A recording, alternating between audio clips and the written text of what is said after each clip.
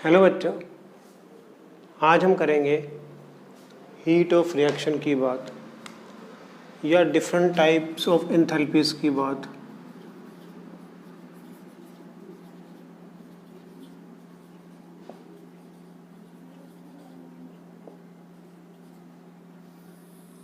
क्योंकि कोई भी रिएक्शन हो उसमें एंथैल्पीज तो चेंज होती हैं। ओके, सपोज हमारे पास सॉलिड है,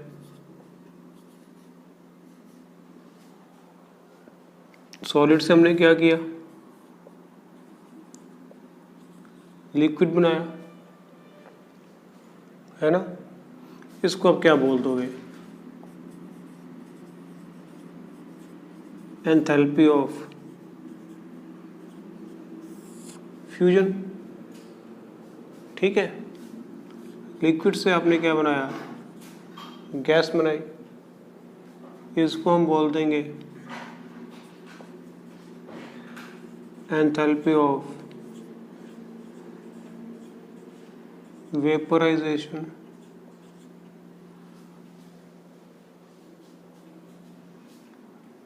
गैस से आपने क्या बनाया, लिक्विड, इसको आप बोल दोगे एंथैल्पी ऑफ कंडेंसेशन। लिक्विड से क्या बना, सॉलिड, एंथैल्पी ऑफ फ्रीजिंग। या आप सॉलिड से सीधा गैस भी बना सकते हो, एंथैल्पी ऑफ सब्लिमेशन।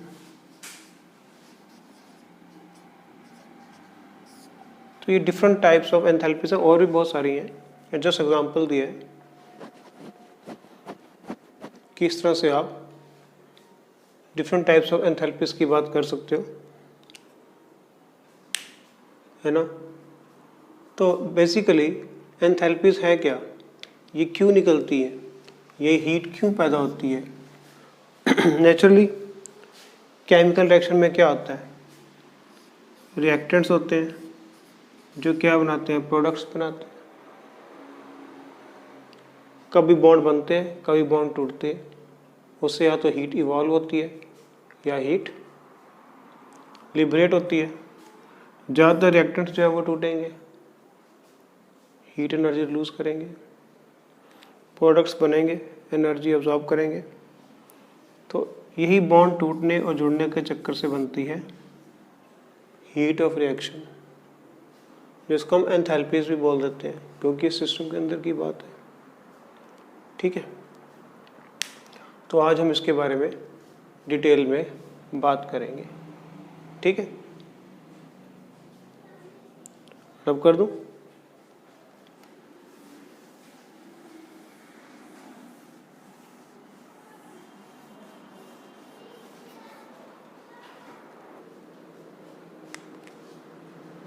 तो हीट ऑफ रिएक्शन में डेल्टा एच जो होगा हमेशा प्रोडक्ट माइनस रिएक्टेंट से लिखना है आपने। एक केस में ऐसा नहीं होगा, आगे जाके बताएंगे। डेल्टा एच क्या होगा, प्रोडक्ट माइनस रिएक्टेंट्स। ठीक है, अगर रिएक्टेंट की एंथैल्पी ज़्यादा है प्रोडक्ट से तो रिएक्शन होगा एक्सोथर्मिक।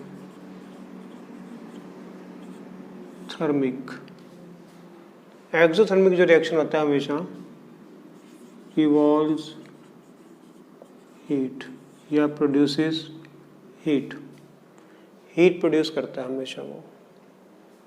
ठीक है, जैसे कार्बन प्लस ऑक्सीजन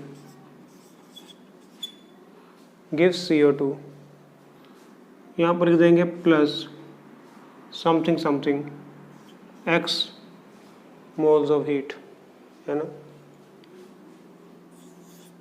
यह हाइपोथेटिकल फिगर ले लें तो 40 लिख लेते हैं, सपोज 40 लिख दिया हमने।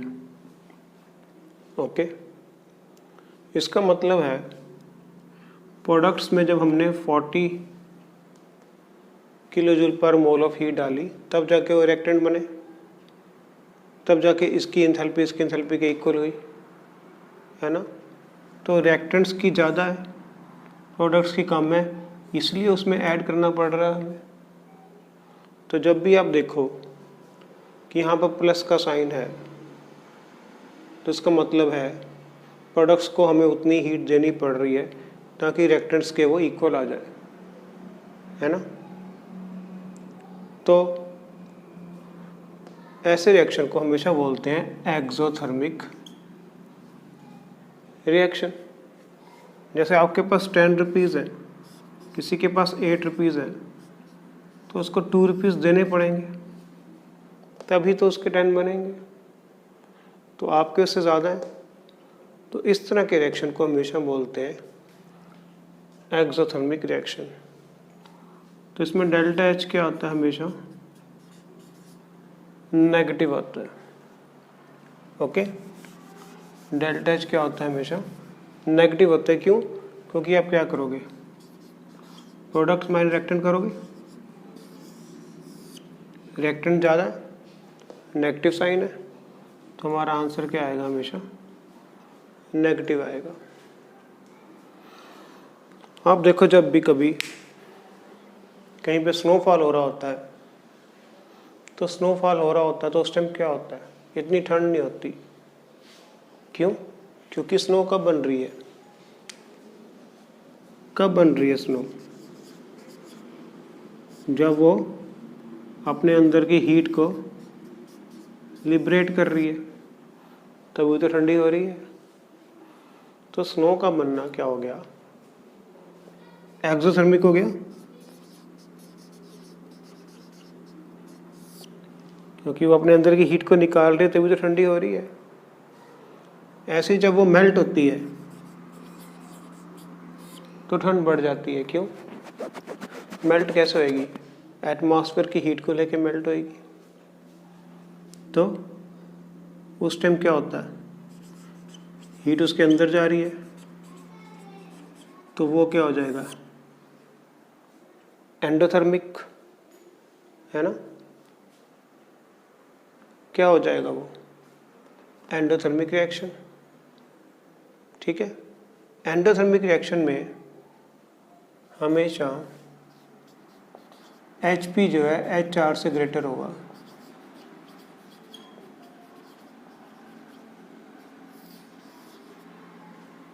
ओके, HP हमेशा HR से ग्रेटर होगा for endothermic reaction.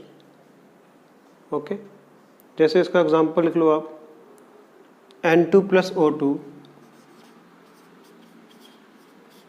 gives 2NO। Okay,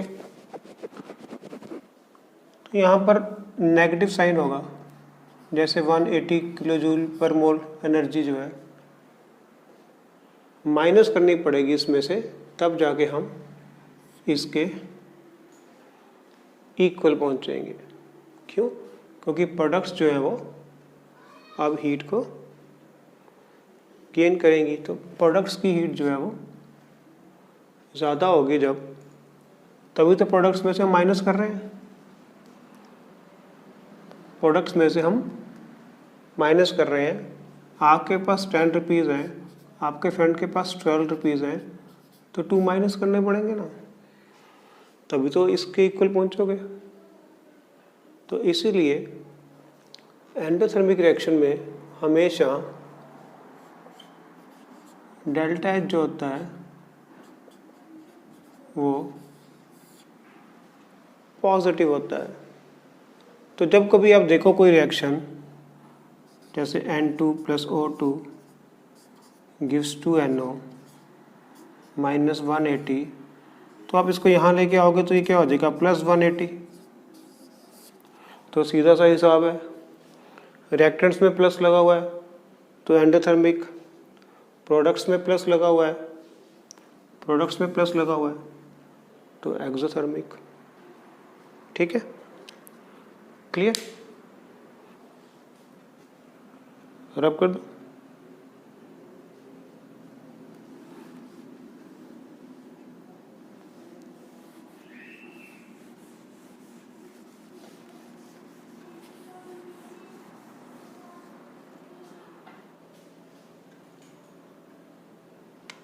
जो हीट ऑफ रिएक्शन है वो किस पे डिपेंड करेगा, हम उसकी बात करते हैं कि हीट ऑफ रिएक्शन किन बातों पे डिपेंड करेगा। ये डिपेंड करेगा physical state of reactants and products। जैसे कि हाइड्रोजन जो है वो गैस है, ऑक्सीजन भी गैस है और वाटर भी गैस है, तो सेम ही फेस है, सभी गैसेस है। लेकिन यहाँ पर ये गैस है, ये गैस है और ये क्या है, लिक्विड है। तो इन दोनों के हीट ऑफ रिएक्शन में फ़र्क होगा। अगर ये बाई चांस -20 है तो ये उससे कम होगा, -40। ओके। दूसरा, ये डिपेंड करेगा एलोट्रोपिक फॉर्म पे।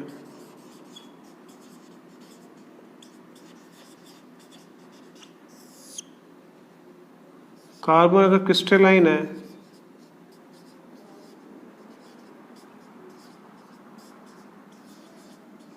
तो उसका कुछ और होगा। कार्बन अगर अमॉर्फस है तो उसका कुछ और होगा। क्रिस्टलाइन वो होता है इसकी रेगुलर लॉन्ग रेंज ऑर्डर होता है। आप +2 में सीखोगे इसको, +2 वालों को तो पता होगा, सॉलिड स्टेट में ये आता है। और अमॉर्फस जो होता है वो कार्बन ब्लैक जैसा हो गया, जिसमें कोई लॉन्ग रेंज ऑर्डर नहीं है, शॉर्ट रेंज ऑर्डर है। ठीक है। तो क्रिस्टलाइन फॉर्म जो होते हैं उसकी कुछ और होगी हीट ऑफ रिएक्शन, अमॉर्फस की कुछ और होगी। Okay.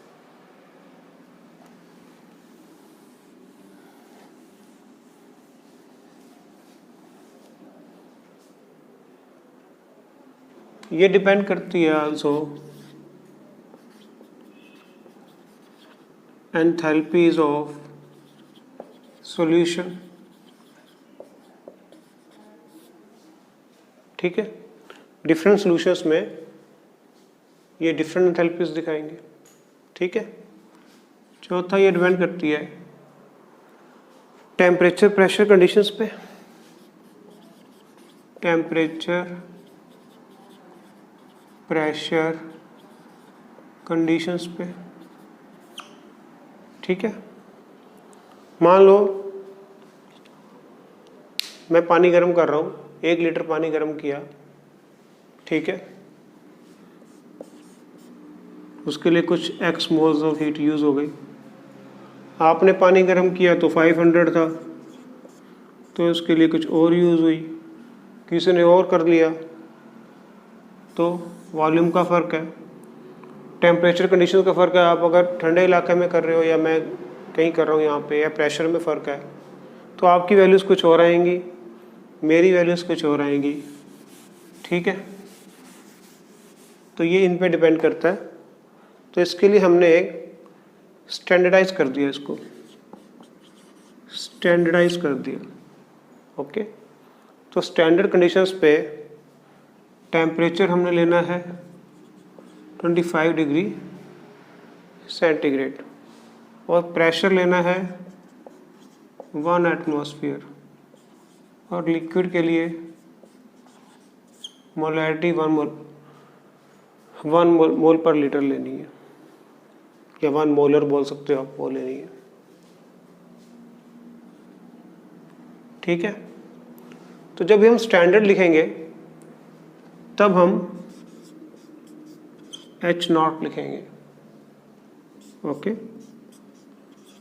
H0 product minus H0 reactant. तो जहाँ पर भी आपको ये 0 जिसको नॉट बोलते हैं दिखे आपको, तो वो स्टैंडर्ड कंडीशंस हैं। वो जहाँ पर टेम्परेचर जो 25 डिग्री है और प्रेशर 1 एटमॉस्फेयर है। ठीक है। तो हीट ऑफ रिएक्शन जो है इन बातों पर डिपेंड करती है। तो कहीं हमारी वैल्यूज़ में फ़र्क ना आए तो हमने उसको स्टैंडर्डाइज कर दिया कि सब जगह आंसर से वैल्यूज हमारी सेम आए। Okay, clear?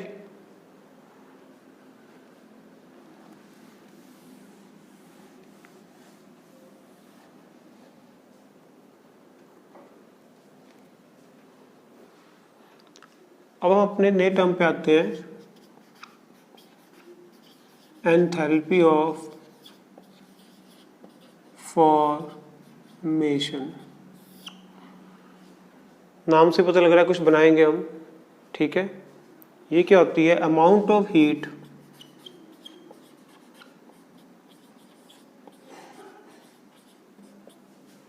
evolved or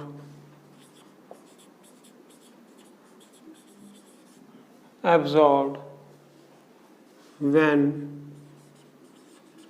1 mole of substance is formed from its constituent elements in their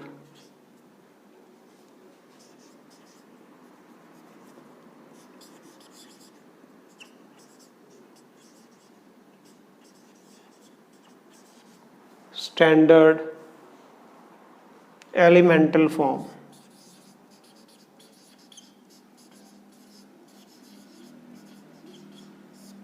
तो ये है इसकी डेफिनेशन कि कितनी हीट निकलेगी, अमाउंट ऑफ हीट इवॉल्व और एब्जॉर्ब्ड या एब्जॉर्ब होगी जब वन मोल ऑफ सब्सटेंस बनेगा फ्रॉम इस कॉन्स्टिट्यूएंट एलिमेंट्स।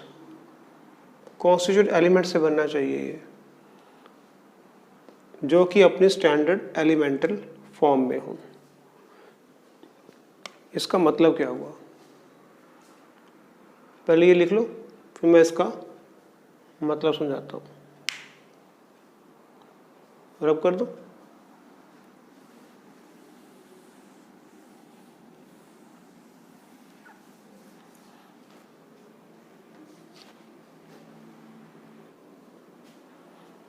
सपोज हम कार्बन डाइऑक्साइड बना रहे हैं, CH4 को हमने हीट किया, बर्न किया, तो बन की कार्बन डाइऑक्साइड। ओके,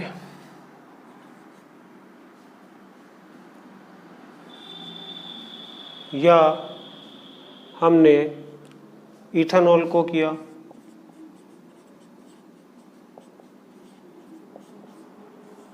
तो बन गई। इसको बैलेंस कर लो।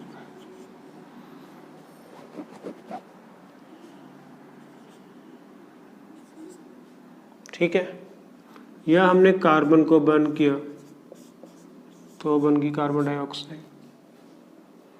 तो क्वेश्चन है, जो हमारी डेफिनेशन है उसमें लिखा हुआ है एलिमेंटल फॉर्म। जो अपनी एलिमेंटल फॉर्म में होंगे वो एलिमेंट्स होंगे।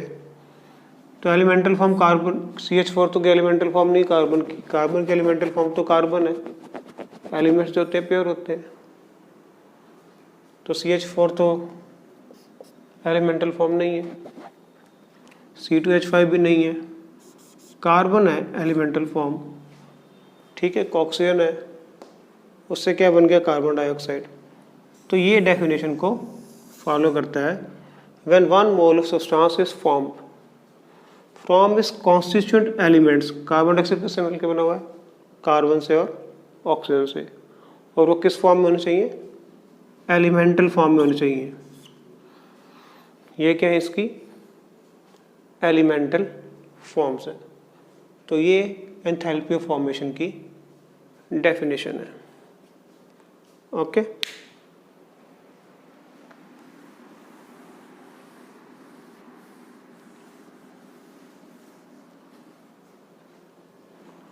तो हमने कुछ डिसाइड किया हुआ एलिमेंटल फॉर्म में, जैसे कि Cl2 है गैस, उस टाइम उसकी H0 होएगी, O2 गैस, उसकी भी 0 होएगी। Br2 किस फॉर्म में मिलता है हमें? लिक्विड फॉर्म में मिलता है, ठीक है। तो हमें उसकी 0 लेनी है। लेकिन अगर ये गैसियस फॉर्म में मिले फिर ये 0 के इक्वल नहीं है, ठीक है। ऐसे ही सल्फर की रोम्बिक फॉर्म होती है जिसको हम 0 लेते हैं, और जो मोनोक्लिनिक होती है उसको 0 नहीं लेते हैं, ठीक है। ऐसे ही कार्बन की एलोट्रोपिक फॉर्म है ग्रेफाइट, जो 0 है। डायमंड नहीं है, क्योंकि डायमंड तो ग्रेफाइट से ही बना है ना, ओके। जो उनकी स्टैंडर्ड जिस चीज़ में एग्जिस्ट करते हैं, ब्रोमीन लिक्विड में एग्जिस्ट करती है, उसी से गैस बनी होगी, इसलिए इसकी 0 नहीं है। ये रोम्बिक में ज़्यादा एग्जिस्ट करता है, रोम्बिक से मोनोक्लिनिक बना, तो इसलिए इसकी 0 नहीं है। कार्बन जो ग्रेफाइट फॉर्म में है उससे ही डायमंड बनता है, तो उसकी भी 0 नहीं है। ऐसे ही I2 अगर सॉलिड फॉर्म में है तो 0 है, गैसेस फॉर्म में है तो नहीं है, लिक्विड फॉर्म में है तो नहीं है, ओके। फास्फोरस भी है ऐसे, अगर वाइट है तो लिख दें, फास्फोरस वाइट है तो 0 है, ब्लैक है तो नहीं है। तो ये हमने कुछ स्टैंडर्ड बनाए हुए हैं जिसको हमें फॉलो करना है, ओके, ठीक है, क्लियर।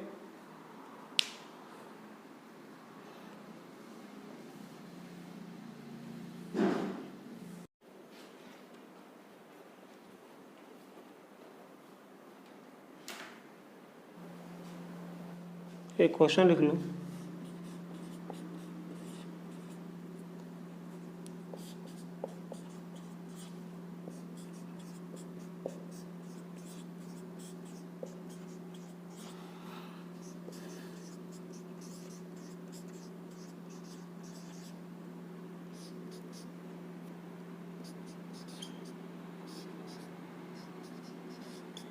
इनमें से कौन सा रिएक्शन एंथैल्पी फॉर्मेशन को सेटिस्फाई करता है? तो ये तो O2 होना चाहिए, नहीं हो सकता, इसमें 2 लगा हुआ है इसलिए नहीं हो सकता, ये वैसे ही नहीं हो सकता। H2 + ½ O2 gives H2O, ये है इसका एग्जैक्ट आंसर, ओके। छोटा सा क्वेश्चन है,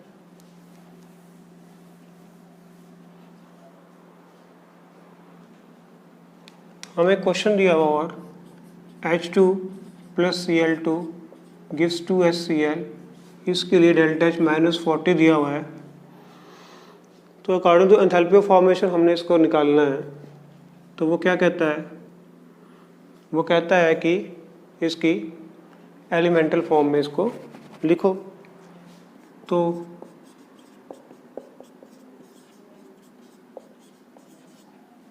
क्योंकि इसको हाफ किया है तो इसको भी हाफ करना पड़ेगा, इसलिए हमारा आंसर आएगा -20। ठीक है, छोटे छोटे क्वेश्चन हैं, आ जाते हैं ये।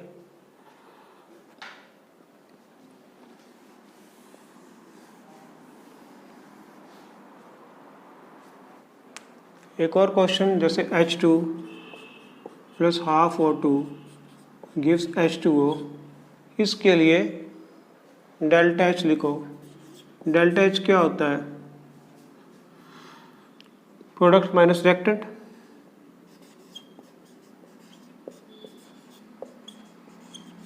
यानी कि H2O - H2 + O2। तो H2 क्या लेंगे हम? 0, क्योंकि एलिमेंटल फॉर्म में तो डेल्टा H किसके विद रिस्पेक्ट आएगा? जो भी आएगा वाटर के विद रिस्पेक्ट आएगा। अगर इसकी वैल्यू 0 तो हम इसकी वैल्यू पुट कर सकते हैं यहाँ पे। ठीक है, क्लियर।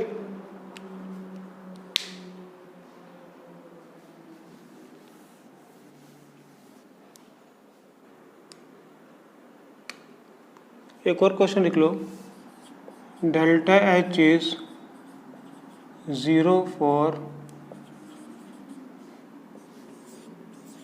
O2 गैस,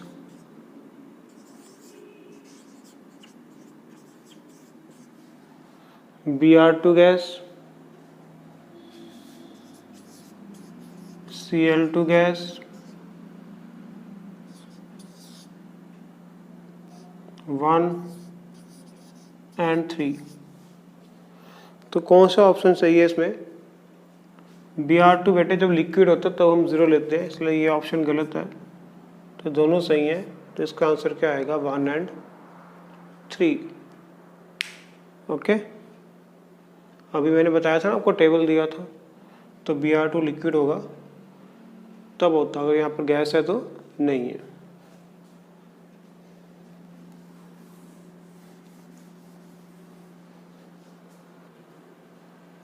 एक क्वेश्चन और लिख लो, हमें दिया हुआ है delta H is equal to delta U plus delta N G R T. कल हमने ये रिलेशनशिप किया था। तो NH3 को विद रिस्पेक्ट टू दिस लिखना है। NH3 कैसे बनेगा?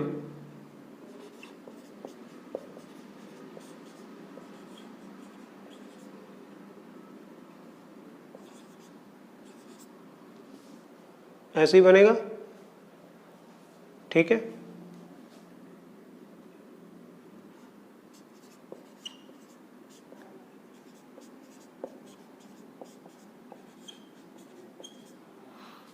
एलिमेंटल फॉर्म में हम इसको ऐसे लिखेंगे, एंथैल्पी ऑफ फॉर्मेशन के रिस्पेक्ट में, ठीक है।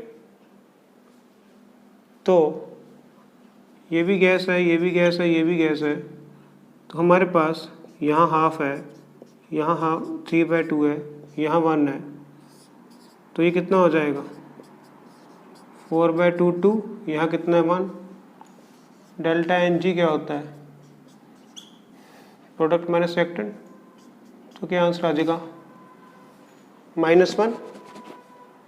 तो हम delta H is equal to delta U plus N G की जगह -1 पुट कर सकते हैं, -RT आ जाएगा। तो ये है, उन्होंने बोला है कि NH3 को इस इक्वेशन के फॉर्म में लिखो, रिप्रेजेंट करो according to enthalpy of formation. तो एंथैल्पी ऑफ फॉर्मेशन तो एलिमेंटल फॉर्म में चलती है, वो तो कहती है कि कॉन्स्टिट्यूएंट एलिमेंट से बना होना चाहिए, तो ये हमने कर दिया उसका एलिमेंटल फॉर्म। वैसे हमारे पास n कितना आया? -1 पुट कर दिया तो हमारे पास answer. Okay, clear.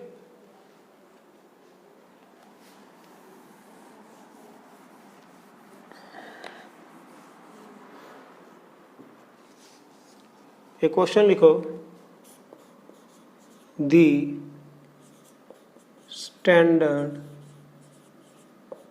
Heats of formation at 298 Kelvin for CCl4 H2O CO2 SClR -25.5 -57.8 -94.1 and -22.1। ये वैल्यूज हमें दे रखी हैं और हमें फाइंड करना है calculate delta H0F for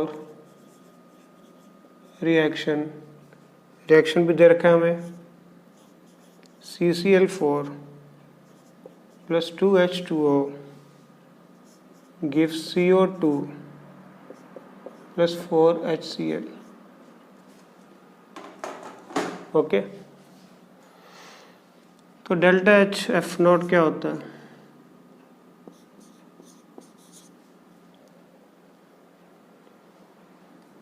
product minus reactant. Okay, तो प्रोडक्ट क्या है? CO2। CO2 की वैल्यू कितनी है? -94.1। दूसरी प्रोडक्ट क्या है? HCl। HCl की वैल्यू क्या है? -22.1।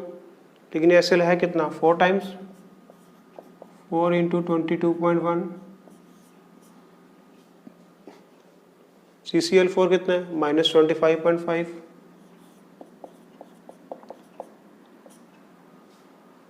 H2 कितना है? 57.8, लेकिन इसकी वैल्यू 2 है तो 2 से मल्टीप्लाई कर देंगे।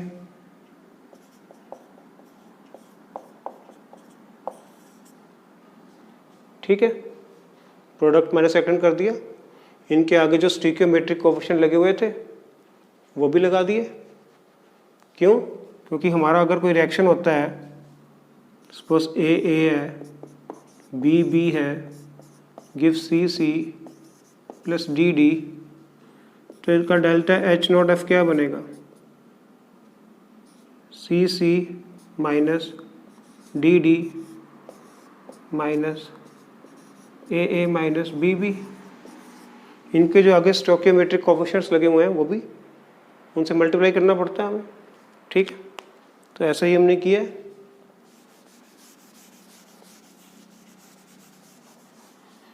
तो अब इसको सॉल्व कर लो।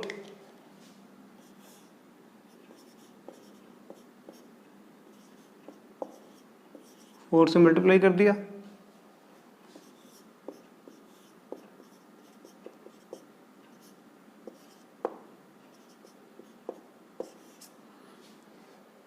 ठीक है, इसको भी कर दिया। अब ऐड कर लेते हैं।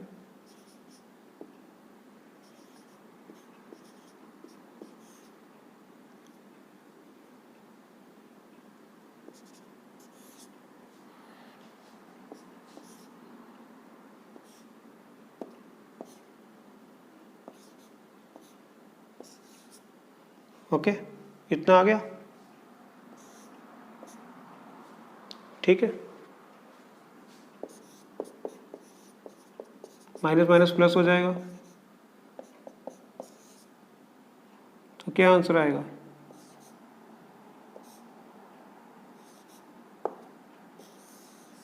(41.4 किलो जूल पर मोल रन अबाउट आपका आंसर आ जाएगा।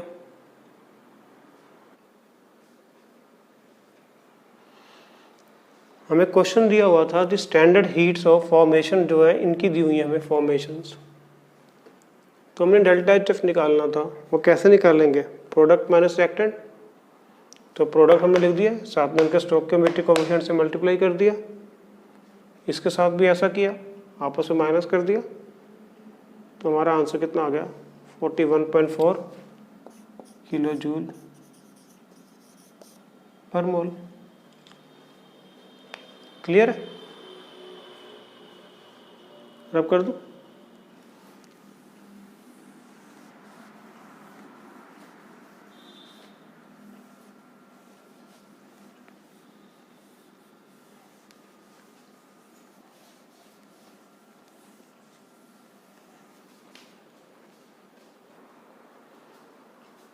अब हम करेंगे एंथैल्पी ऑफ कंबस्चन।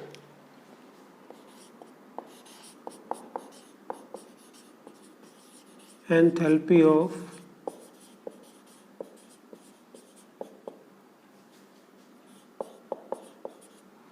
कंबस्चन, ये क्या होता है बच्चों?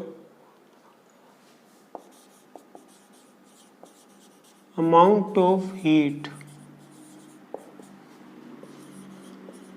evolved or decrease when 1 mole of a substance is completely oxidized। तो यहाँ पर एक वर्ड आ गया कंप्लीटली ऑक्सीडाइज्ड, मतलब अगर हम कार्बन को ऑक्सीजन से बर्न करते हैं तो क्या आएगा, कार्बन मोनोऑक्साइड, या कार्बन डाइऑक्साइड।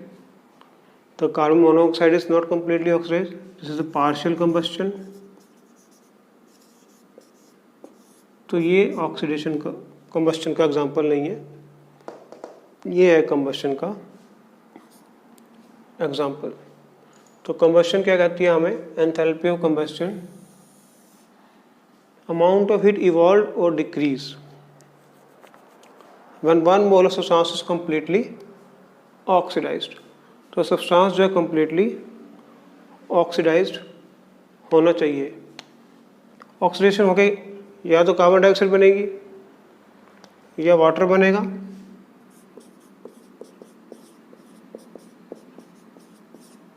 है ना, या तो वाटर बनेगा।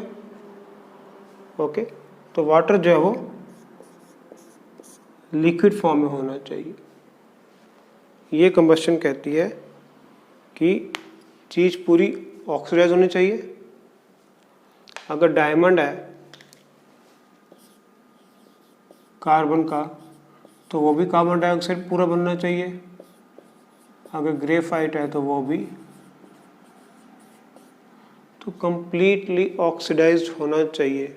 अगर वाटर प्रोड्यूस हो रहा है तो वो लिक्विड फॉर्म में होना चाहिए। तो ये थ्योरी कहती है। ओके, तो बैलेंस हम यहाँ से करेंगे इसको। अगर H2 है तो यहाँ पर हाफ लगाना पड़ेगा, तो ये बैलेंस हो जाएगी। हमेशा इसको स्टैंडर्ड मान के, 1 मान के बैलेंस करना है इसको, और साथ में कंप्लीटली ऑक्सीडाइज होना चाहिए और वाटर जो है वो लिक्विड फॉर्म में आना चाहिए। ये क्या कहती है हमें, एंथैल्पी ऑफ कंबस्शन। और इसमें एक बात और भी याद करनी है आपने, अभी तक हम क्या पढ़ रहे थे, प्रोडक्ट माइनस रिएक्टेंट, लेकिन कंबस्शन में हम करेंगे रिएक्टेंट माइनस प्रोडक्ट, चेंज कर देंगे।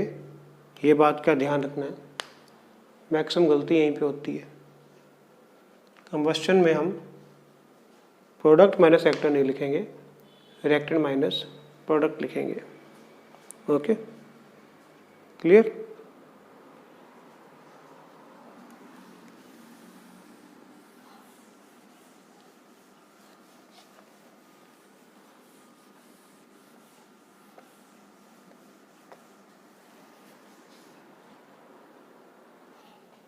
हीट ऑफ कंबस्शन हमें बताती है कैलोरीफिक वैल्यू में के बारे में।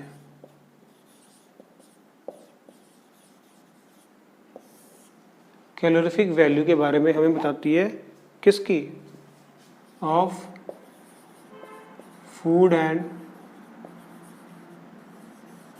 फ्यूल्स, जिसको पर ग्राम में लेते हैं हम, मोल में नहीं लेते।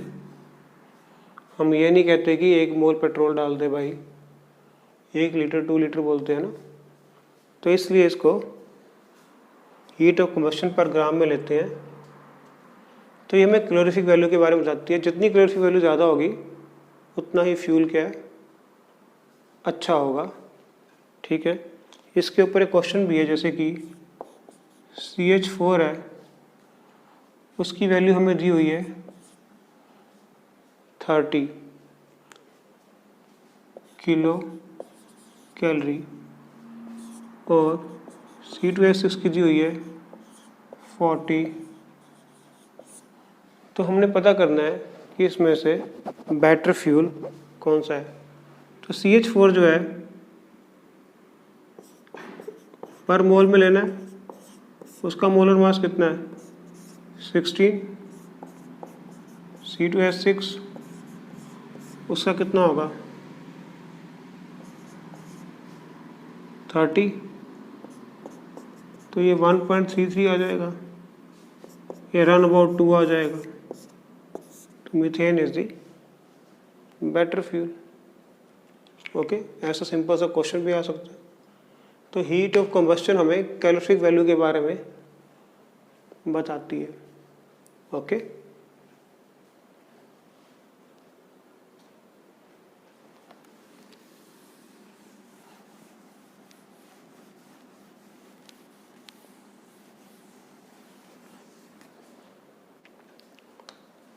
और एंथैल्पी ऑफ कंबस्शन हम हमेशा एंथैल्पी ऑफ फॉर्मेशन से ही निकालते हैं। ठीक है, हमें एंथैल्पी ऑफ फॉर्मेशन दी होती है और हमें एंथैल्पी ऑफ कंबस्शन निकालनी होती है। तो एंथैल्पी ऑफ फॉर्मेशन से ही हम एंथैल्पी ऑफ कंबस्शन को भी निकालते हैं। एक न्यूमेरिकल लिखो, दी standard molar heats of formation of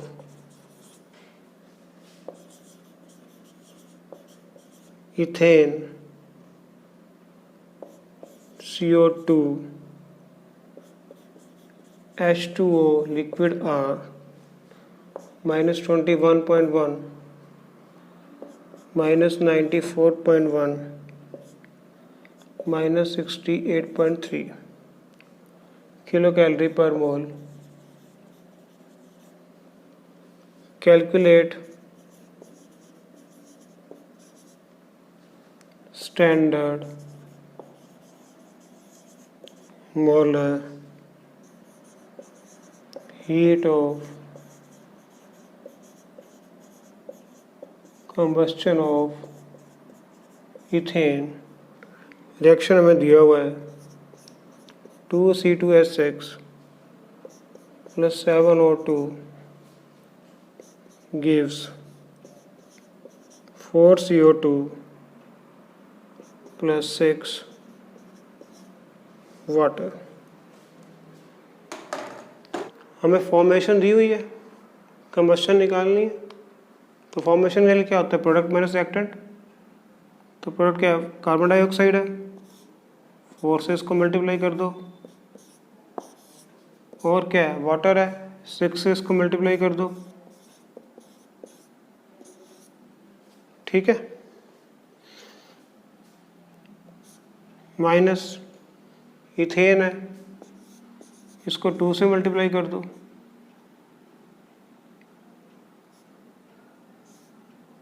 साथ में ऑक्सीजन है, ऑक्सीजन को तो 0 लिखेंगे क्योंकि स्टैंडर्ड फॉर्म में। ठीक है, इसको जब आप कैलकुलेट कर लोगे तो अराउंड अबाउट 744 आ जाएगा आपका।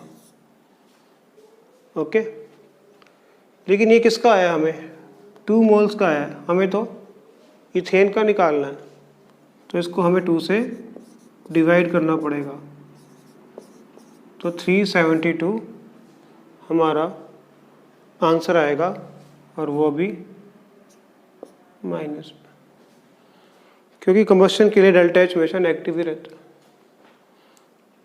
ओके, क्लियर, रब कर दूं।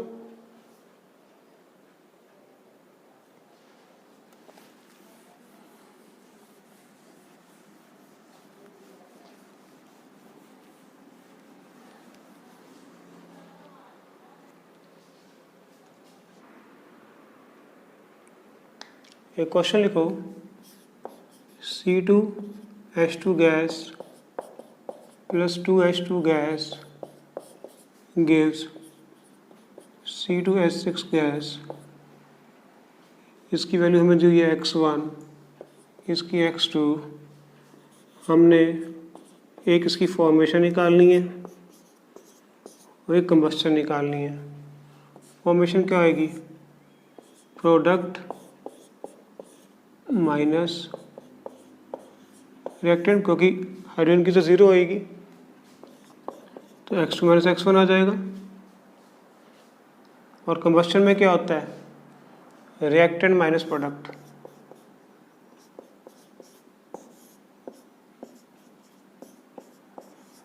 ठीक है, तो क्या आ जाएगा x1 माइनस x2। ठीक है, सिंपल सा क्वेश्चन है। फॉर्मेशन में हम प्रोडक्ट माइनस रिएक्टेंट करते हैं, कंबस्शन में रिएक्टेंट माइनस प्रोडक्ट करते हैं। ओके,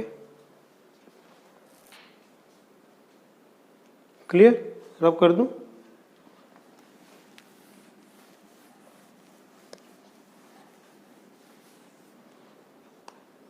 एक होती है एंथैल्पी ऑफ न्यूट्रलाइजेशन,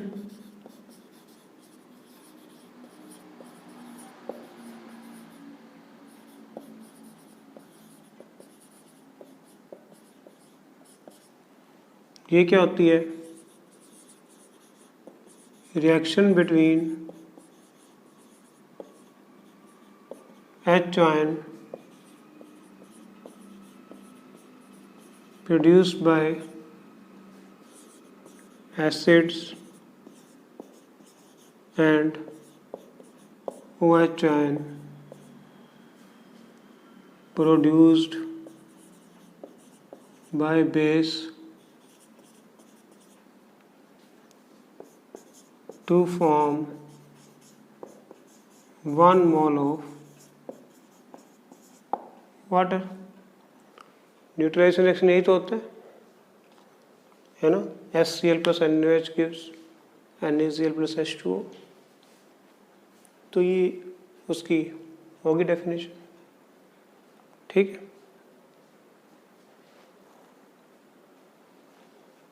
रब कर दो।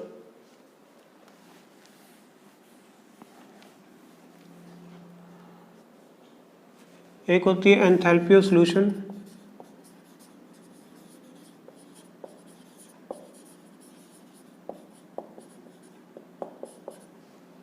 ठीक है, ये क्या होती है?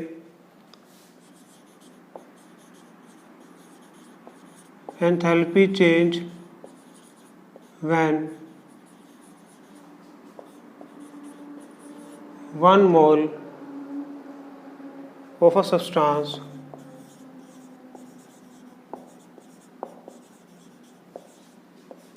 is dissolved in specified amount of solvent, तभी तो सॉल्यूशन बनेगा। इसको बोलते हैं एंथैल्पी ऑफ सॉल्यूशन। ठीक है,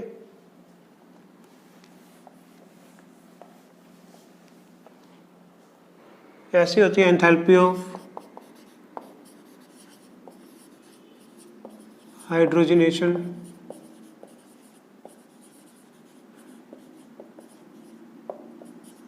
ये क्या होती है? Enthalpy change